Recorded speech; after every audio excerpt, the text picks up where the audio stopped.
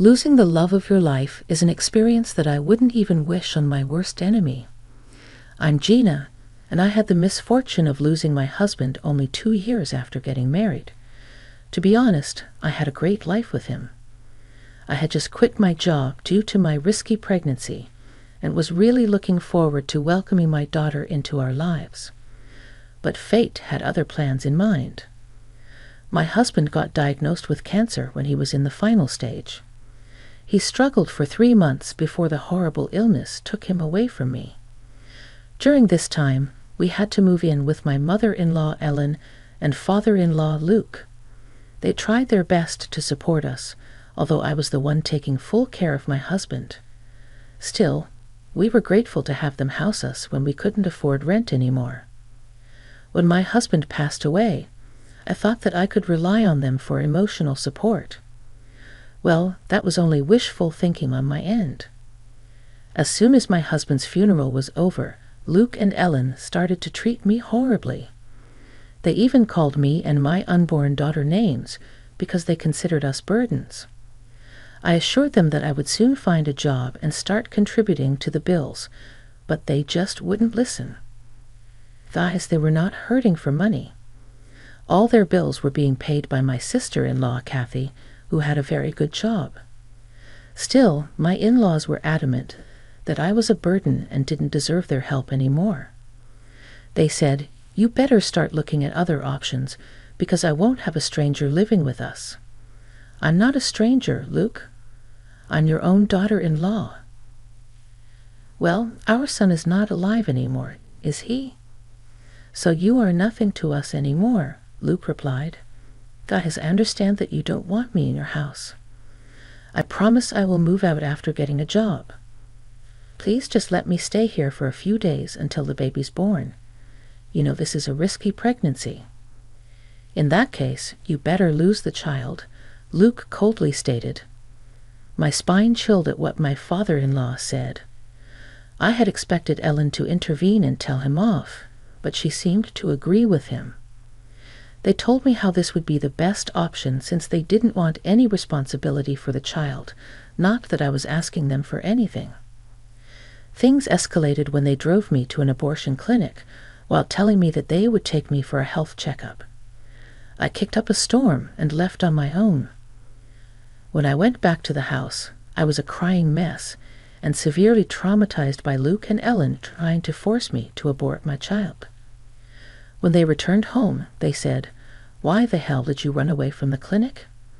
We told you that you absolutely have to have an abortion. Why are you doing this to me?" "I cannot abort my child." "I will never do that," I replied. "We don't care, Gina. We are not going to take care of you and your child. Our son is dead, so you are not our problem anymore," Ellen coldly stated. "The baby I'm carrying is your granddaughter," I pleaded. "How can you even think about doing this? I am not getting an abortion no matter how hard you try. In that case, you better see yourself out. We will not have a stranger and her unwanted child living with us," Luke declared. I felt like I was hit with a ton of bricks. It hadn't even been a month since my husband died, and my in-laws wanted to kick me out. Ellen held me by my elbow and dragged me out of the house before I could do anything. Besides, I was outnumbered 2-1 and didn't want to risk hurting my child. All I could do was stand on the porch and cry while I said, "What? You're kicking me out, but I have no money. I gave you whatever was left because you said you paid for some hospital bills out of your pocket. Where will I go now? We don't care what happens to you. You have no place in our lives now that my son is dead. You better take you and your kids somewhere else," Luke replied. "You would do this to your own blood. This child is also your family, you know. I might be no one to you, but the child is your granddaughter," I pleaded. "We never wanted a granddaughter anyway. We won't allow you to use your child to weasel back into our lives. If you don't want to abort your child, you can die along with it," Ellen said coldly. Those were some of the last words that my mother-in-law and father-in-law spoke to me before closing the door on my face. I was already a crying mess and didn't know what to do. They kicked me out without even letting me get my clothes and stuff from the house. Hell, I didn't even have the documents that I needed. I felt so broken and helpless at that moment. I sat on the porch crying for about 20 minutes before Gina and Luke told me to leave. They said, "Why the hell are you still here? I told you to get off my property. Please don't do this to me. I have nowhere to go. At least let me stay here until I get a job and move out. You have already mooched off of us enough," I pleaded. "It's time you leave and never come back. If you don't leave immediately, I will be calling the cops. Things will get even worse when we call the cops on you. If you know what's best for you, you need to leave," Gina and Luke threatened. That was what it took for them to get rid of me. I knew they were serious about calling the cops. I'd also doubted how much the police would side with me since my name wasn't on the lease. I was a sobbing mess and scared for mine and my kids' safety, so I did what I could in the situation and started to walk away. After walking for about 3 blocks, I knew what I had to do. I called Kathy, and the moment she answered my call, I started to bawl like crazy. My pregnancy hormones and emotions were all over the place, and I couldn't keep it in anymore. Somehow, I told her where I was but couldn't say anything else. Kathy was so alarmed at my crying and immediately drove to get me from where I was. She brought me to her home and comforted me. She tried to calm me down and reminded me that my excessive sobbing may end up hurting the baby. She did her best to make my tears stop and didn't push for any kind of information. She even made me some food and gave me a smoothie. When I finally calmed down, she said in a somber voice, "Tell me what's going on, Gina. I cannot see you in this condition. Did something happen?" "Yes, Kathy, something big happened," I replied. "I don't even know how to tell you everything, Gina. You know that no matter what, I would support you. You were family, and you have my niece in your belly. I'm going to make sure you are both okay. I promise I will do anything to help. Will you still help me when you know that your parents are involved?" Kathy went still when I mentioned that her parents were involved in this. For a moment, I thought that she was offended that I would dare to accuse them of something bad. However, she soon lost her stillness and looked at me with calm eyes. She said in a soothing voice, "What have my parents done, Gina? You don't have to be scared about offending me. I'm here for you no matter what. You need to tell me what's going on. Kathy, your parents have kicked me out of their house. They didn't even let me take my clothes." "What? My parents kicked you out of the house? But I don't understand why they would do that. I never told you anything." "They have been trying to make me get an abortion. They intentionally drove me to a clinic and were going to force me to have an abortion. Thankfully, the staff there understood the situation and didn't go against my words." Kathy looked extremely surprised when I basically told her everything. I looked into her eyes and could see the shock and anger in them. She was quiet for a few seconds before she shook her head and said, "I'm having a hard time believing this, Gina. You need to tell me more. Why would they do this?" "They didn't want me to have the baby. They think that they will be on the hook to take care of my baby and pay for her things. I tried to tell them that I would get a job, but they wouldn't listen. Oh God, what is wrong with them? Didn't my brother leave you some money before he died?"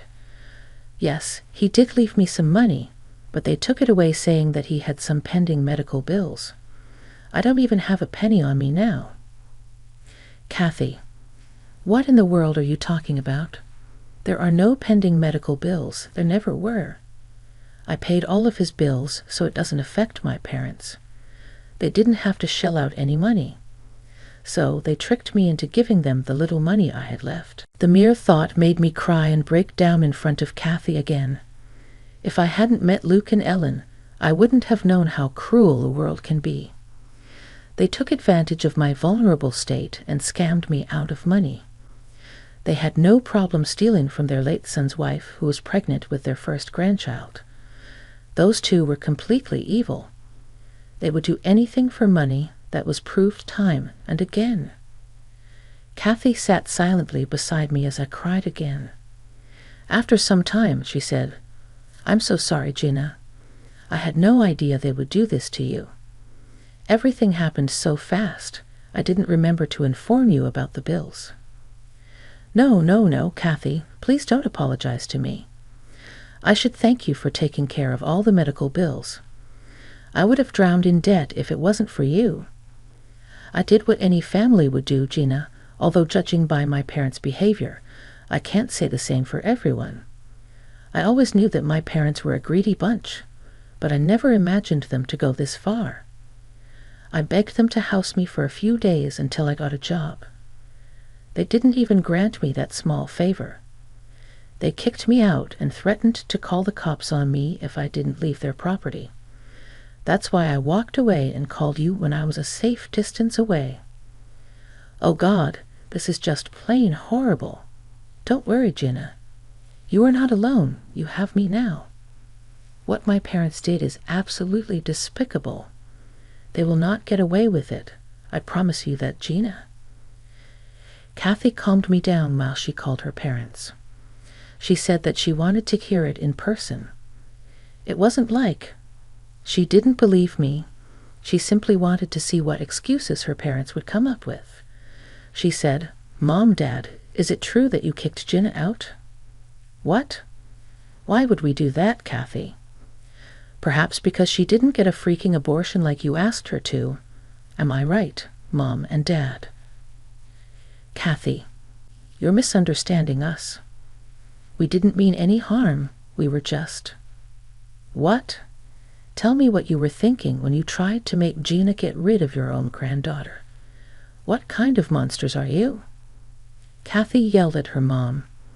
When it became clear that they did everything that I told her about, just hearing them trying to justify their actions was enough to break my heart all over again.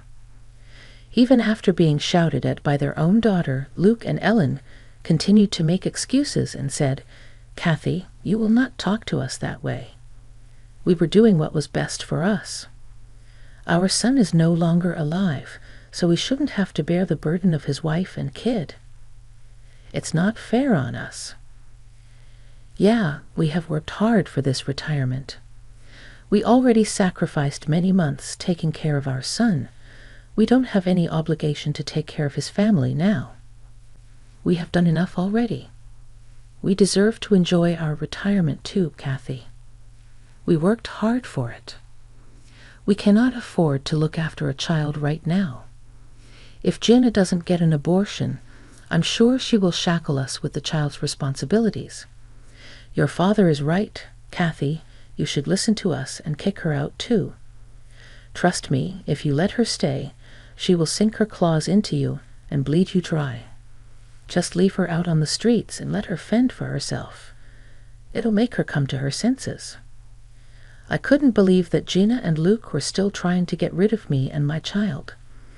They were actually trying to convince Kathy to kick me out and leave me to fend for myself. Their words made me tear up again, and I started to think that there was no hope left for me and my child. Just when I thought that all hope was gone, Kathy angrily said to her parents, "What on earth is wrong with you guys? How can you speak about your own daughter-in-law and grandchild like that? Also, what hard work are you even talking about? You retired early only because I gave you money for rent and bills.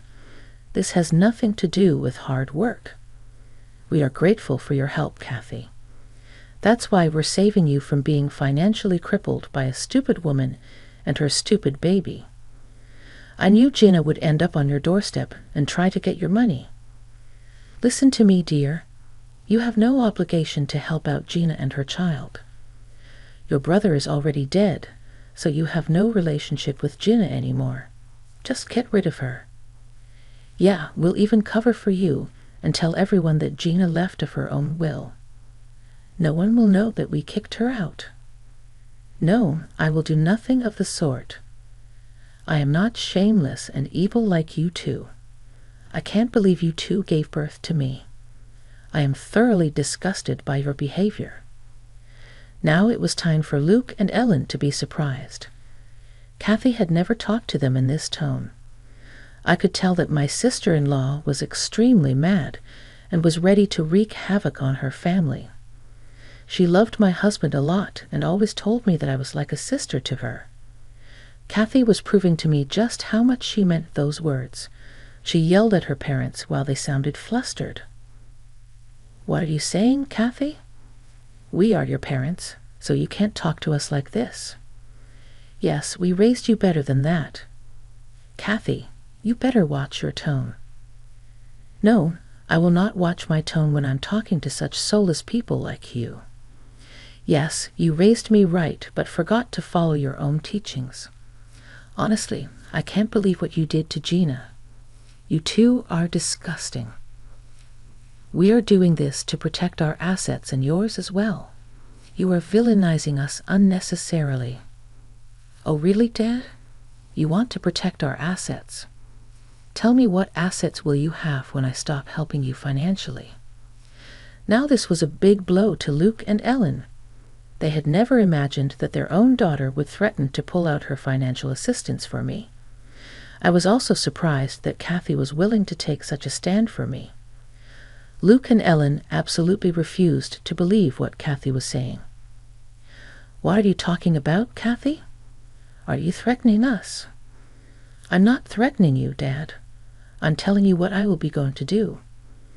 "Are you saying that you will cut off your financial assistance for that stupid woman?" "She is not stupid, Mom. And yes, I will do exactly that. Gina and my niece need me more than you two, who were perfectly capable of taking care of yourselves." "Kathy, you can't do this. Listen to me." "No, I'm done listening to you guys. You have already taken advantage of me. I won't let you do that anymore. Gina and my niece will get my help now. Looks like you will have to come up with the money for your rent and bills now." Luke and Gina were stunned and weren't expecting their day to turn out horribly wrong. What started off as a mission to kick me out ended up being a trap for them to lose their own house.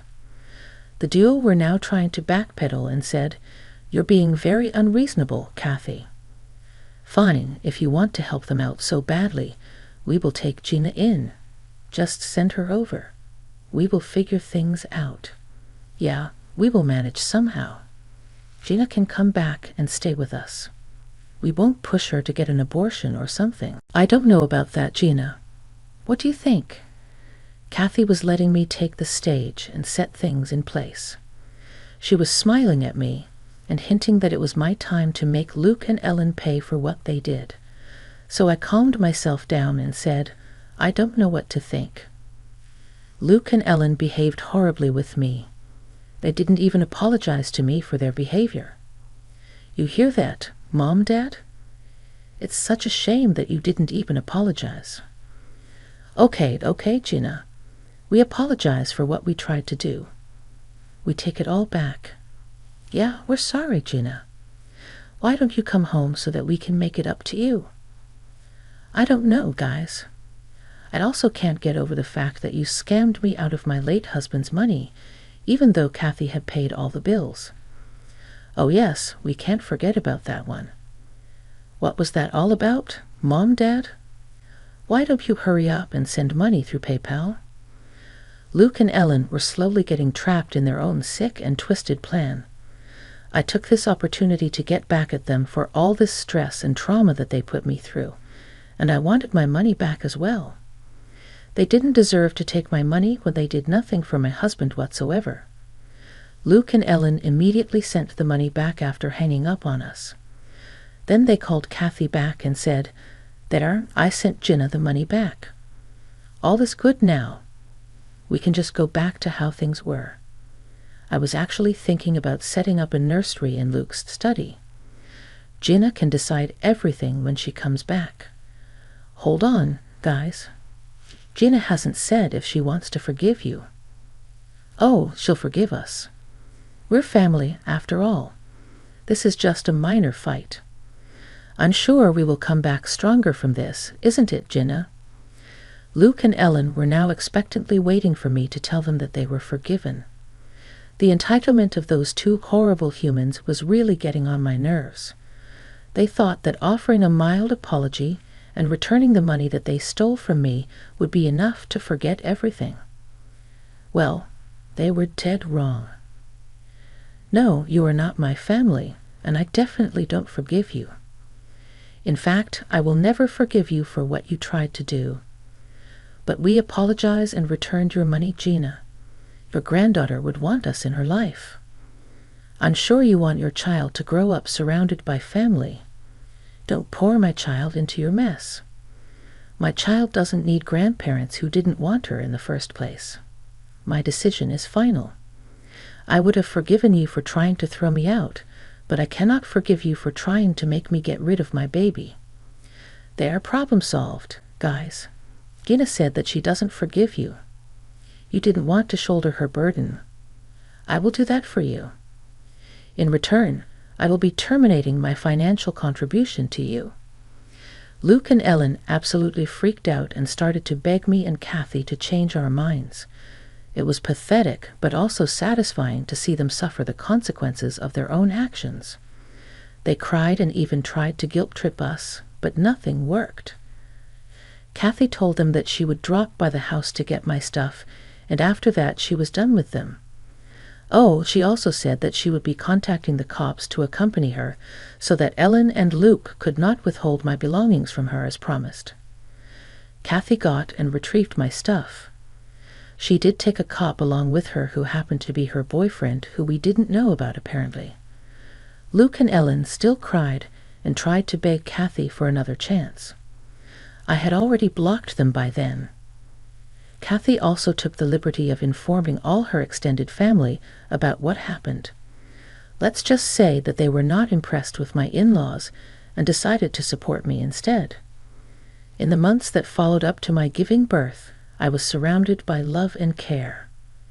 I also got a job through a friend of mine, and I'm due to start as soon as my kid is old enough to be left in daycare. I'm staying with Kathy for the time being and hope to get my own place soon. However, Kathy insists on me saving up so that I can just buy a small house and secure my future permanently. Her boyfriend has been a huge help too. I got a restraining order against Alan and Luke after getting witnesses' statements from the abortion clinic, so they can't come near me and my child anymore. My baby daughter is now healthy, and so am I. She has my husband's dark eyes, which made me cry the first time I saw them. Kathy has been a huge help and has cut off her parents indefinitely. From what she told me, Luke and Ellen ended up moving to a small apartment and going back to work due to financial problems. Karma did come back for them, and now they are finding themselves in the position that they wanted me to be in.